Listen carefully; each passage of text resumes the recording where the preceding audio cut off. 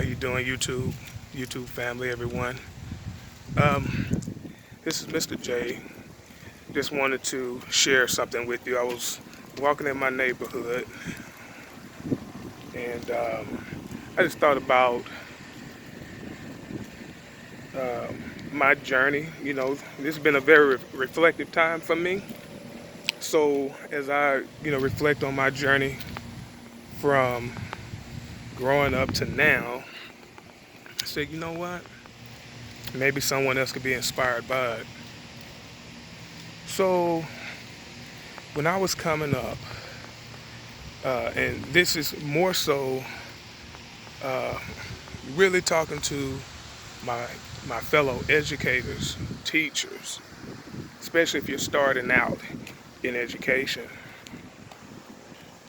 Um, you know, you want to always make sure that you are making sure that you are following your heart, following your dream, and minding your money. Okay? So when I was coming up, I had a grandmother who had a sixth grade education, grandfather with a fourth grade education. And, um, we rented the whole time when I was coming up. And the I word, which is investing, was never a topic. It was never a conversation. It never came up because they just did not know. And, both my parents, they were in the military, so they were way in another country. So basically, my grandmother and grandfather, who I love so much, they raised me, right? So I went to Vanguard, Academy, and Magnet schools, made great grades, and went to college. But I remember my grandmother had gotten a subscription to Black Enterprise magazine. And so when I had the subscription to Black Pride, I'm sorry, this son, I got that subscription to Black Enterprise magazine. That's when I started knowing about asset allocation. I learned about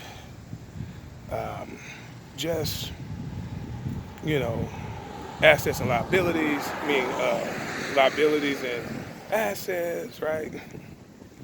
Um, and I started focusing on budgeting even when I first had my first job with the summer youth program, right? It was called PIC. And it really made me, think about my finances. And then I remember looking at wanting to go to college when I was in the sixth grade because of the TV show A Different World. And then I wanted to really be able to provide for my family if I ever had one, right? And that was because of the Cosby Show. Here you had, the father. He was in the home. Not only was he a father, but he was a husband, active, engaged with his children in the home. And then you had the mother, this dynamic woman, very intelligent, that was just as engaged, and they both had a shared vision. They cared about their children, they loved their children, and they knew that it was their responsibility to make sure, based on their decisions and their actions, that their children were positioned best they could so they can have a shot. They supported their kids, and even when the kids were making decisions that may not have been just that great, they guided them through. They guided them through and loved them through their own growth and becoming who they were supposed to be. But some of us weren't as lucky to have the Huxtables as parents, right? where I grew up, I mean, it was different. Um, but I knew what I wanted. I knew I wanted to be something. I wanted to live a particular lifestyle, and I had been given the blueprint, at least the image on TV, even back then, that was a little different than what I was seeing in my environment, right? So, you know, I look at this magazine. I still have this Black Enterprise magazine. As a matter of fact, I'll make a video and I'm gonna show it to you. I still have it. I should frame it. So, um, I started looking into investments, and when I go to college, see one thing about it, even though, and this is for college students, I always remember this. The ones that are in high school and college, I always remember Mr. J said this, right? When you're in college, you're gonna have the responsibility of possibly paying for school. You have your business of, you know, doing your work, but then also you have the social life as well. But I'm going to tell you this, even while you're in college, if you can, don't put your finances, even while you're in college, on a back burner, okay, while you're going to school. Don't do it. Because if you can, that's a time, if you have a little money, some money, that you can start actually investing. And you just continue it as you graduate from college and you move into your career field.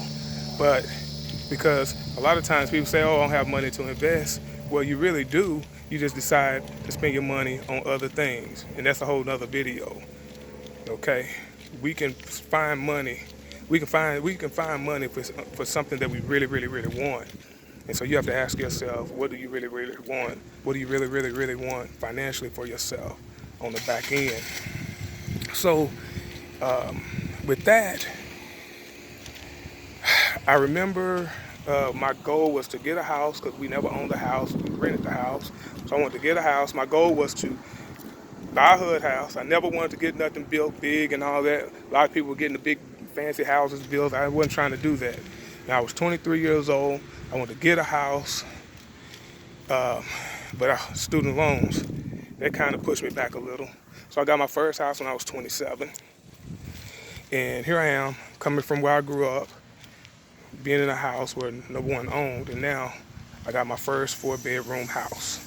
So I was gonna live in it, fix it up while I was in there, and then live in it maybe 3 years, and then go get another house, fix it up, rent it out, do the same thing, get another house, rent it out, live in it, rent it out, and just continue that system. But then the financial crisis hit, and I'm looking at people getting riffed, and that wasn't good. I'm seeing people losing homes. I'm seeing people having to go back and try to rent, and their rent was high. It was way more than what my mortgage was on my HUD house that I was fixing up. So I decided to stay in that HUD house. And I got so focused with my career that I forgot to go back to the strategy that I had initially, was to get back into the real estate and continue my strategy once the market turned. But when the market turned, the rules changed. And before I knew it, I bought another house. And when I bought the other house, it immediately, it was like the timing was just right on point, because it literally, right when we got the house, maybe a few months later, it just started to go through the roof. And so, I remember during that financial crisis, there were teachers, okay, that would sit in the lounge, and we call the lounge like the golf course. And I remember there was another teacher, the gym teacher. We would sit and we would talk about asset allocation. We were talking about buying gold and silver at the time. We were talking about what stocks we were going to buy while the market was just being slaughtered. And I remember the female teachers, they were female teachers. They never wanted to hear about anything that dealt with investing because in education, people were pushed to get 403Bs. Instead of taking advantage of the market, they played it extremely safe. And they never wanted to hear about actual investing and some ideas that we were actually discussing at the table that could have changed their lives. I mean, they literally would get up and walk away. So fast forward now. I am so grateful that I made the decisions that I made because that little boy that grew up with his grandparents with a 4th and 6th grade education not only became a top performing educator in the state that I serve in,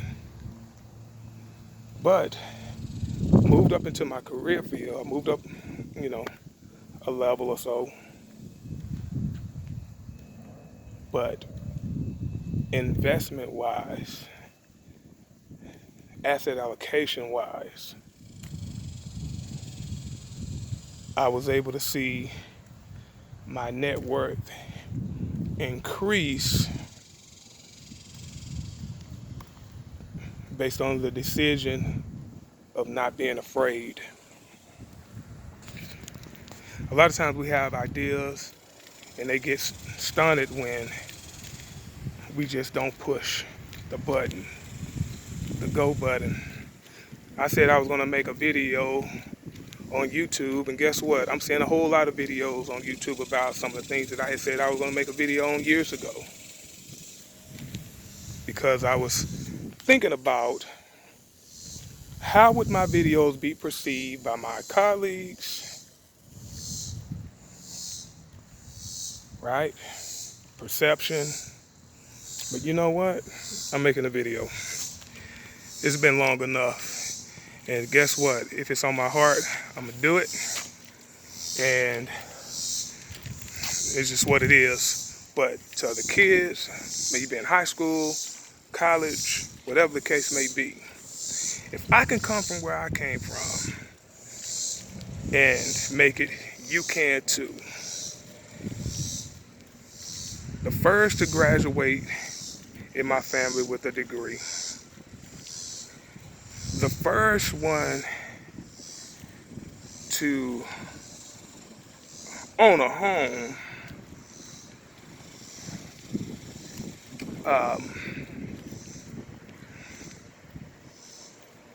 Well, not the first to own a home. I'm thinking about it. One of the few to own a home. I'll say that. And, people have their own mind. It's their own mindset about home ownership, and to each his own. I just know that with owning homes, it's made my net worth go through the roof compared to if I just had that 403B. And do know that I will be making a video on 403Bs because it's something that's always pushed on campuses. Not saying it's bad or good. It's better than nothing. But you have to tune in to the next video, and I'll go into a little bit more detail and in depth about 403Bs, especially if you're in education. If you're in any career field, where you are in your career field will make the deciding factor if that's a great idea. But that's another video for another time. But listen, I hope this video inspires you, motivates you. I love my neighborhood. very grateful and appreciative because now I have a wife and I have children, and they're able to, and I teach them because I have to let them know when my time is up here, I pass the torch. And that's something that a lot of times when we acquire things, we get wealth, we forget. We think it's all about us. We're going to spend all our money up. But you know what? This is 2020. We have got, or I'll say from as far as my household, it is a must that I educate my children on how to properly take care of what they will inherit. But you can't have that conversation if you don't have anything to pass down. Okay? So we talk about wealth. We talk about wealth inequalities. There are wealth inequalities. But I think sometimes we got to think about what the part we play too. And a lot of that has to do with the decisions we're making. And the more information and education we have, the more informed our decisions can be made. Some can be hard to make in the beginning, but as you continue to make those decisions and you start seeing your wealth grow, it'll be all worth it. Then a lot of what you thought you wanted to do with your money, guess what? You don't even care. You go into a store, you go into the North Park or whatever mall, you look at the Louis Vuitton store, and you're like, man, I could buy all these Louis Vuittons. And you only pick up one. You know why? Because it feels better knowing that you can buy them all and you still got your money instead of buying them all and you got that dent and you got to make it back up. But that's another conversation for that one too. All right, family, y'all be blessed.